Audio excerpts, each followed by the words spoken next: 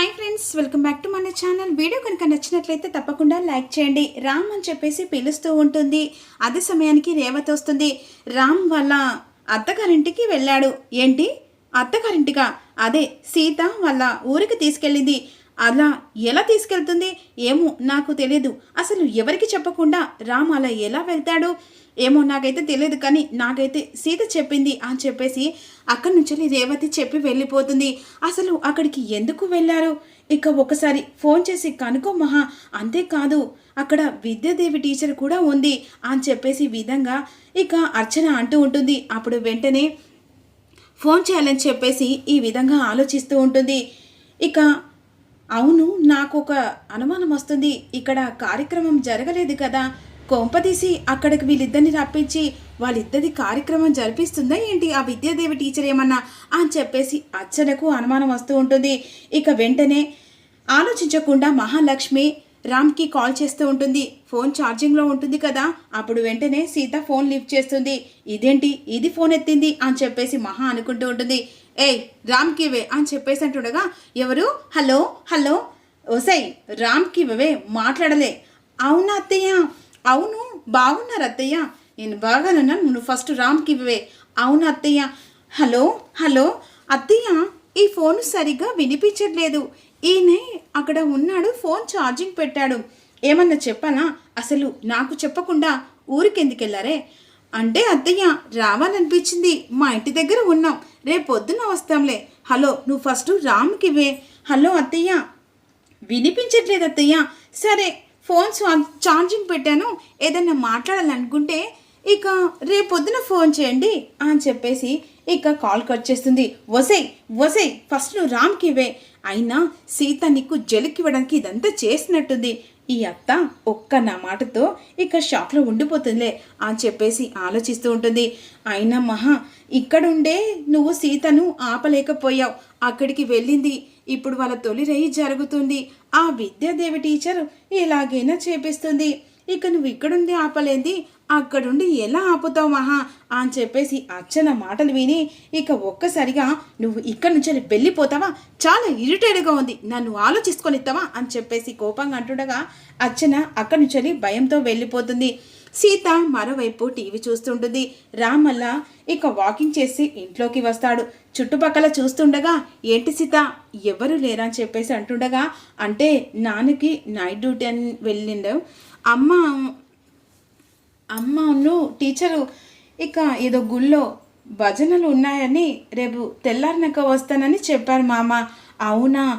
అంటే మామ నువ్వు రెడీ కాపో, నేను పాలు తీసుకొస్తాను అని చెప్పేసి ఇక రామ్ వెళ్ళి ఫ్రెష్ అప్ అయిన తర్వాత సీత అలా చక్కగా రెడీ మంచిగా పాల గ్లాస్ పట్టుకొని వస్తూ ఉంటుంది. అప్పుడు పాల గ్లాస్ పట్టుకొచ్చిన సీతను అలా రొమాన్స్గా రామ్ చూస్తూ ఉంటాడు. అబ్బా ఎంత ముద్దస్తున్నావు. అవునా మామ? అవును సీత, ఇంత అందం, అసలు ఎంత అందం తెలుసా అని చెప్పేసి విధంగా సీతను పొగుడుతూ ఉంటాడు. ఇక సరే మామ ఇదంతా పక్కన పెట్టు, ఫస్ట్ పాలు తాగు మామ. ఓకే అని చెప్పేసి సీత దగ్గర పాలు తాగుతూ ఉంటాడు. ఇక సీతకు సగం గ్లాస్లో పాలు ఇస్తాడు. ఇక పాలు సీత తీసుకొని మెల్లగా తాగుతూ ఉంటుంది. ఏంటి సీత తొందరగా పాలు తాగేలే, ఇలా మెల్లిమెల్లిగా అని చెప్పేసి గ్లాస్ పట్టుకొని పాలు తాగిస్తూ ఉంటాడు. అలా గ్లాస్ పక్కన పెట్టిన ఇక వాళ్ళ ముద్దు మురిపాలు ఇక ఒకరికొకరు రొమాన్స్లో మునిగిపోతారు. మామ ఎంత చిలిపిగా చెయ్యకు మామ. అదేంటి సీత, ఇది చిలిపి కాదు, ప్రేమ. అబ్బ మామ వదులు మామ ప్లీజ్. సీత ఇలా నా ముంగట ఇలా పూలు పెట్టుకొని అందంగా రెడైన తర్వాత ఎవరైనా వదిలేస్తాడా? దాసోహం కాదు అని చెప్పేసి విధంగా ఇక ఒకరికొకరు దగ్గరే సమయంలో అప్పుడే డోర్ శబ్దం వినబడుతుంది. ఎవరు ఈ టైంలో?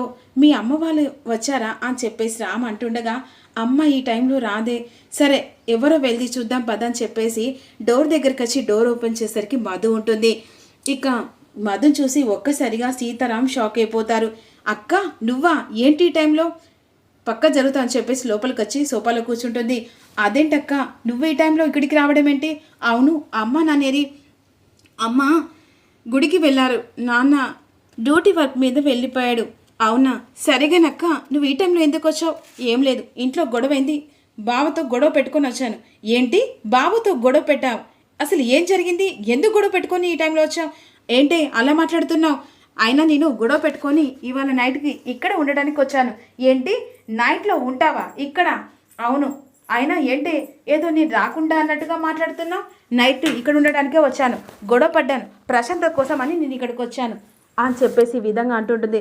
అయినా ఉండకూడదానే చెప్పు అని చెప్పేసి అంటుండగా ఇక ఒక్క నిమిషం అండి మధు గారు, కూల్. సీత, నువ్వు మీ అక్కను మీ ఇద్దరు కలిసి ఆ గదిలో పడుకోండి, నేను వెళ్ళి ఆ గదిలో పడుకుంటాను. అది కాదు మామ, చెప్పాను కదా సీత అని చెప్పేసి అంటుండగా మధు అలా సైడ్కు నవ్వుతూ ఉంటుంది. అయినా పోనకుండా పుడకలాగా వచ్చావు ఏంటి? ఏమంటున్నావు? అబ్బే ఏం లేదు కానీ రా పడుకుందాం అని చెప్పేసి ఈ విధంగా సీత చేపట్టుకొని తీసుకెళ్తుండగా ఆగు నేను వాష్రూమ్కి వెళ్ళొస్తా అని చెప్పేసి అలా మెల్లగా సీత ఇక తను గదిలోకి వెళ్ళేసరికి మెల్లగా డోర్ వేసుకొని బయటకు వస్తుంది. వెంటనే మధు మహాలక్ష్మికి ఫోన్ చేస్తుంది. హలో అండి, మీరు చెప్పినట్టుగానే నేను ఇక్కడికి వచ్చాను. అంటే వాళ్ళ ఫస్ట్ నైట్ జరగలేదు కదా? జరగలేదండి. నేను వచ్చేసరికి వాళ్ళు ఒకటవుతున్నారు, బట్ నేను వచ్చాను కదా, ఇప్పుడు ఎవరి గదిలోకి వాళ్ళు వెళ్ళారు. చాలా థ్యాంక్స్ మధు. నేనే మీకు థ్యాంక్స్ చెప్పాలంటే ఎందుకు అంటే నన్ను చాలా సేఫ్గా చూసుకున్నారు. అంతేకాదు ఇక నన్ను మరీ రెస్పాండ్తో నాకు చాలా కూడా దగ్గరుండి అన్నీ చూసుకున్నారు. అయినా మధు ఇక నీ రుణం ఎలా తీర్చుకోలేను అని చెప్పేసి ఈ విధంగా మహా అంటుంది. అయినా నేనే మీకు రుణపడిపోయాను. ఆ రుణాన్ని ఎలాగైనా భర్తీ చేయాలి. వాళ్ళిద్దరూ ఏకమైతే మనం ప్రమాదంలో పడ్డట్టే. వాళ్ళిద్దరిని ఎప్పటికీ లైఫ్ లాంగ్ ఇక ఒకటి చేయకూడదు మధు. అంతేకాకుండా సీతను మనిద్దరం కలిసి ఎలాగైనా దెబ్బ కొట్టి తనని ఇంట్లో నుంచి బయటికి పంపించాలి అని చెప్పేసి ఈ విధంగా మహా మధుతో అంటూ ఉంటుంది. ఇక సరే అండి ఫోన్ పెట్టేస్తే అనుమానం వస్తుందని చెప్పేసి కాల్ కట్ చేసేసరికి అర్చన మహా దగ్గరకు వస్తుంది. చాలా థ్యాంక్స్ మధు అని చెప్పేసి కాల్ కట్ చేస్తుంది. అదే సమయానికి అర్చన వచ్చి ఎవరు అని చెప్పేసి అంటుండగా మధు వల్లే ఈరోజు అక్కడ సీతారాములకి ఇక ఫస్ట్ నైట్ జరగలేదు. నువ్వు సూపర్ మామ, ఇంత కాన్ఫిడెన్స్గా ఎలా ఆలోచించావు? అసలు ఈ థాటే రాలేదు. అసలు నువ్వు అక్కడ జరిగేదాన్ని కూడా ఇక్కడుండి ఒక చిటికలో మధుని పెట్టి అడ్డు పెట్టి ఆపావు చూసావు. అసలు గ్రేట్ తెలుసా? ఇంత ఆలోచన నీకొచ్చిందంటే ముందు జరగబెట్టి కూడా ఎంత థింక్ చేసి ఎలా చేస్తావు మహా, నువ్వు సూపర్ అని చెప్పేసి ఇక మహాను పొగుడుతూ ఉంటుంది. మరి ఏమనుకుంటున్నావు ఈ మహాలక్ష్మి? ఎక్కడుండైనా ముల్లో కళ్ళను ఇలా పట్టేసి చుట్టుకొచ్చి తన గుప్పెట్లో పెట్టుకుంటుంది. ఓసే సీత, నీకు జన్మలో ఎట్టి పరిస్థితిలో రామ్తో ఇక ఫస్ట్ నైట్ జరగనివ్వనే, ఎలాగైనా మధు నా ఇంటికి కూడదని చెప్పేసి విధంగా అనుకుంటూ ఉంటుంది. ఈలోపు భజన అయిపోతుంది. అందరూ కలిసి ఇంటికి వస్తారు కదా, బామ్మ విధంగా అనుకుంటూ ఉంటారు. ఇక వాళ్ళు హ్యాపీగా ఉన్నట్టున్నారు. ఇక తొలి రేయి కూడా చాలా చక్కగా జరిగినట్టుంది అని చెప్పేసి అనుకుంటుండగా అంతా నా చెల్లెలు చేపట్టే అని చెప్పేసి శివకృష్ణ సుమతిని పొగుడుతుండగా ఇక నాదేంది ఏముందన్నయ్య, ఇక సీత మనసు అంత మంచిది, తన మంచితనమే ఇక మానసికంగా కలిపారు ఆ దేవుడు. ఇలాగ వాళ్ళిద్దరిని ఒకటి చేయాలని చెప్పేసి అనుకుంటూ లోపలికి వస్తుండగా బామ్మ ఒక్కసారిగా మధుని చూసి షాక్ అయిపోతుంది. మధు నువ్వు ఇక్కడ అని చెప్పేసి అంటుండగా ఏంటమ్మా నువ్వు ఇక్కడికి ఎందుకు వచ్చావు అని చెప్పేసి ఇక ప్రశ్నల వర్షం కురిస్తుండగా ఏంటి నేను ఇక్కడ రావద్దని చెప్పేసి ఈ విధంగా అంటుండగా ఈలోపు సీత వస్తుంది. అమ్మ అక్క నిన్న నైటే వచ్చింది, ఇక గొడవ పడి వచ్చిందట అని చెప్పేసి ఈ విధంగా సీత మాటలు విని అందరూ షాక్ అయిపోతారు.